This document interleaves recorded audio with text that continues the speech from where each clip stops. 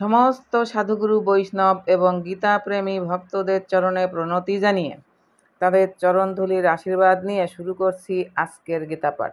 ওম অশ্ব শ্রীমদ্ভগবদ্গীতা মালা মন্ত্রস্য শ্রী ভগবান বেদব্যাস ঋষির নুষ্টুপ ছন্দ শ্রীকৃষ্ণ পরমাত্মা দেবতা অসচ্চানম্বশতম প্রজ্ঞাবাদাঞ্চ ভাষাসে সর্বধর্মান পরিত্যাজ্য মামেকম শরণম ব্রজ অহং তাম সর্বপাপেভ্য মোক্ষয়িষ্যামি মা শুচ। ওম তৎসৎ ওম তৎসৎ ওম তৎসৎ। ওম নমো ভগবতে বাসুদেবায়। হরে কৃষ্ণ।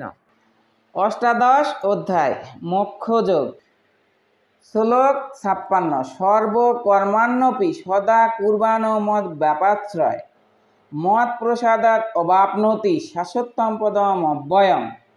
গীতার গান। ভক্তিতে প্রাপ্তি সে হয় ভগবৎ স্বরূপ, প্রেমা পুমার্থ মহান নাম যার রূপ। সেই প্রেম আশ্রয়ে যেই সর্বকর্ম করে আমার প্রসাদে পরবম লাভ করে। অনুবাদ। আমার শুদ্ধ ভক্ত সর্বদা সমস্ত কর্ম করেও আমার প্রসাদে নিত্য অব্যয়ধাম লাভ করেন। তাৎপর্য। মদ ব্যাপাশ্রয় কথাটির অর্থ হচ্ছে পরমেশ্বর ভগবানের আশ্রয়ে জড় কলুষমুক্ত হবার জন্য শুদ্ধ ভক্ত পরমেশ্বর ভগবান বা তার প্রতিনিধি গুরুদেবের নির্দেশ অনুসারে কর্ম করেন। শুদ্ধ ভক্তের ভগবৎ সেবার কোনো সময়সীমা নেই। তিনি সর্বদাই 24 ঘন্টা পূর্ণরূপে ভগবানের নির্দেশ অনুসারে ভগবানের সেবায় যুক্ত। যে ভক্ত এভাবেই কৃষ্ণ ভাবনাময় হয়ে ভগবানের সেবায় যুক্ত হয়েছেন, ভগবান তার প্রতি অত্যন্ত সদয়।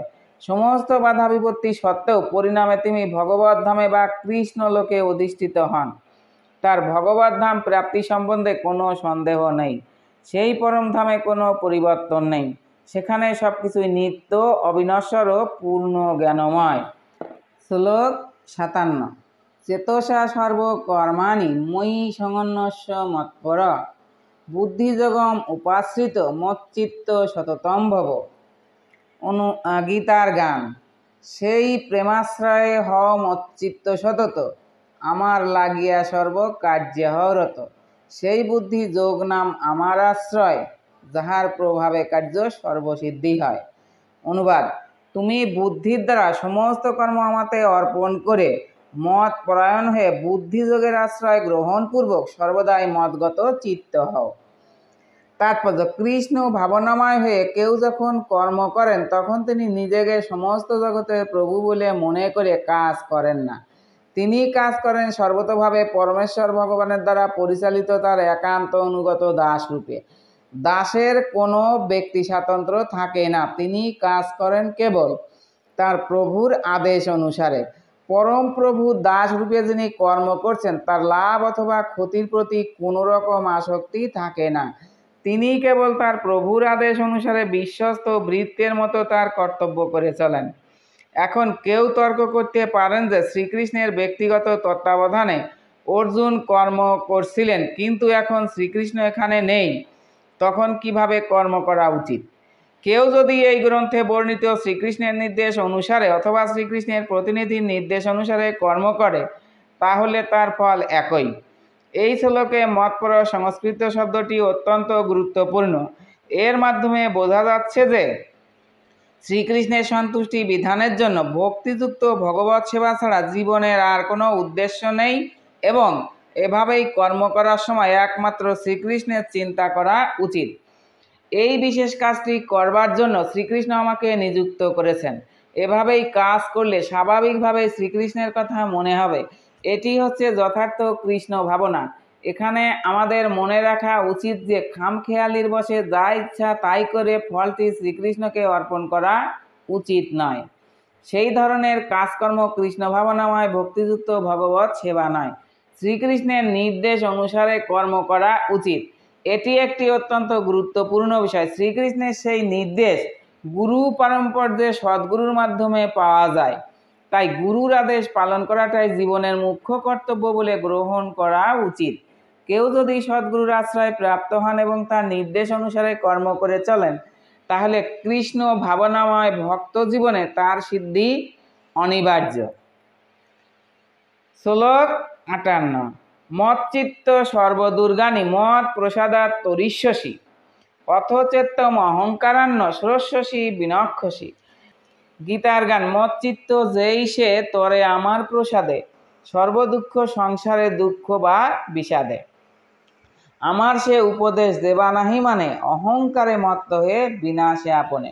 অনুবাদ: এভাবেই মদগত চিত্ত হলে তুমি আমার প্রসাদে সমস্ত প্রতিবন্ধক থেকে উত্তীর্ণ হবে, কিন্তু তুমি যদি অহংকার বশত আমার কথা না শোনো তাহলে বিনষ্ট হবে। তাৎপর্য: কৃষ্ণ ভাবনায় ভগবত ভক্ত তার জীবন ধারণের জন্য যে সমস্ত কর্তব্য কর্ম তা সম্পন্ন করবার জন্য অনর্থক উদ্বিগ্ন হন না। সব রকমের উদ্বেগ ও উৎকণ্ঠা থেকে এই মহামুক্তির কথা মূর্খ লোকেরা বুঝতে পারে না। কৃষ্ণ ভাবনাময় হয়ে যিনি কর্ম করেন, শ্রীকৃষ্ণ তার অতি অন্তরঙ্গ বন্ধুতে পরিণত হন। তার যে বন্ধু তার সন্তুষ্টি বিধানের জন্য ঐকান্তিক ভক্তি সহকারে সর্বক্ষণ তার সেবা করে চলেছেন। তার সমস্ত সুখ সুবিধার দিকে তিনি তখন দৃষ্টি রাখেন এবং নিজেকে তার কাছে সমর্পণ করেন। তাই কারো পক্ষেই দেহাত্মবুদ্ধিজাত অহংকারের দ্বারা পরিচালিত হয়ে বিপদগামী হওয়া উচিত নয়। কখনোই নিজেকে জড়া প্রকৃতির নিয়মের বন্ধন থেকে মুক্ত বলে মনে করা উচিত নয়, অথবা আমাদের নিজেদের ইচ্ছামতো কাজকর্ম করবার স্বাধীনতা আমাদের কাছে কখনোই নিজেকে জড়া প্রকৃতির নিয়মের বন্ধন থেকে মুক্ত বলে মনে করা উচিত নয়, অথবা আমাদের নিজেদের ইচ্ছামতো কাজকর্ম করবার স্বাধীনতা আমাদের আছে বলে মনে করা উচিত নয়। প্রত্যেকেই জড় জগতের কঠোর আইনের নিয়ন্ত্রণাধীন, কিন্তু যখনই তিনি কৃষ্ণ ভাবনাময় কাজকর্ম করতে শুরু করেন তখনই তিনি জড় জগতের বিভ্রান্তি থেকে মুক্ত হন। খুব সতর্কতার সঙ্গে আমাদের মনে রাখা উচিত, কৃষ্ণ ভাবনাময় হয়ে ভগবানের সেবা যে করছে না, সে এই জড়জগতের ঘূর্ণিপাকে জন্ম মৃত্যু সমুদ্রে নিমজ্জিত হচ্ছে। কোনো বদ্ধজীবী জানে না কি করা তার উচিত এবং কি করা তার উচিত নয়, কিন্তু যিনি কৃষ্ণ ভাবনাময় কৃষ্ণ ভক্ত, তিনি কোনো কিছুর পরোয়া না করে তার কাজকর্ম করে চলেন, কারণ তার অন্তর থেকে শ্রীকৃষ্ণ তাকে প্রতিটি কাজকর্মে উদ্বুদ্ধ করেন এবং তার গুরুদেব তা অনুমোদন করেন। শ্লোক 59। যদ অহংকারম আশ্রিত ন যতস্য ইতি মন্যসে, মিথ্যৈষ ব্যবসায়স্তে প্রকৃতিস্তাম নিজক্ষতি। গীতার গান অহংকার করি বল যুদ্ধ না করিবে, মিথ্যা সে প্রতিজ্ঞা তুমি করিবে স্বভাবে। অনুবাদ: যদি অহংকারকে আশ্রয় করে যুদ্ধ করব না এরূপ মনে করো তাহলে তোমার সংকল্প মিথ্যাই হবে, কারণ তোমার প্রকৃতি তোমাকে যুদ্ধে প্রবৃত্ত করবে। শ্লোক 60। স্বভাবজেন কৌন্তেয় নিবদ্ধসেন কর্মণা, কর্তুম নেচ্ছসি জন্মহাত পরিশস্য অবশ অপিতৎ। গীতার গান স্বভাবজ কর্ম তব অবশ্য সাধিবে, কৌন্তেয় নির্বন্ধ সব নিজ কর্ম ভাবে, অতএব মোহবশে ইচ্ছা নাহি করো, অবশ্যে করিবে সেই তুমি অতঃপর। অনুবাদ: হে কৌন্তেয়, মোহবশত তুমি এখন যুদ্ধ করতে ইচ্ছা করছো না, কিন্তু তোমার নিজের স্বভাবজাত কর্মের দ্বারা বশবর্তী হয়ে অবশভাবে তুমি তা করতে প্রবৃত্ত হবে।